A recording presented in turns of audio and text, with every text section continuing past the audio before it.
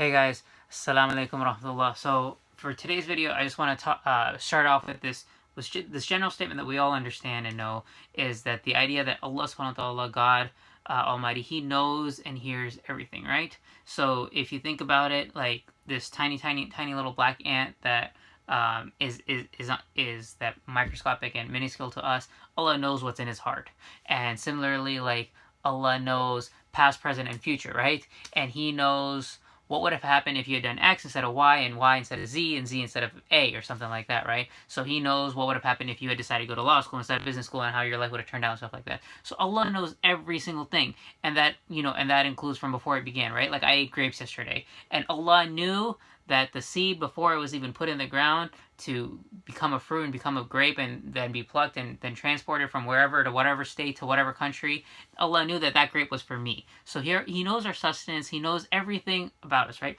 And so Allah subhanahu wa ta'ala also knows the future. And so people sometimes think that because Allah knows the future, there's the concept of Qadr of Allah, the will of Allah, the destiny that's written for us. And so one thing I wanted to talk about today that's really super important to learn is when we have something like that occurs to us that is quote unquote like an act of God, right? Like a car accident or a supernatural phenomenon that we have no control over, then we need to be content with it. We need to accept it as this is from Allah, this is a test from Allah, and this is something that we need to persevere through, and we are not tested more than we can bear. So we have to be content with that, right? We can complain to Allah about it, but we don't complain about Allah. We don't say, why did God test me, put me in this situation? Instead, we can ask Allah to help us get through it, right?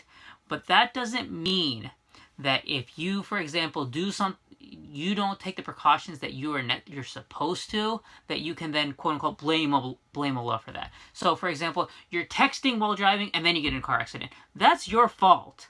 Allah allowed it to happen, but it's your fault and you have no one to blame but yourself. And so similarly, like you're going to take you have a test in school and you just fail. And it's because you didn't study. You can't be like, oh, this is the will of God. You again have to take responsibility for not studying.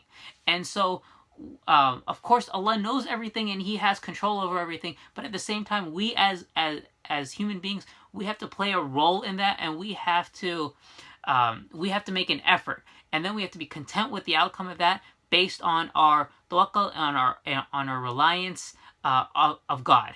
I hope that kind of makes sense. I'm not sure if I got the point across that I was trying to make, but that's my video for today. Jazakumullah khair. Assalamu alaikum.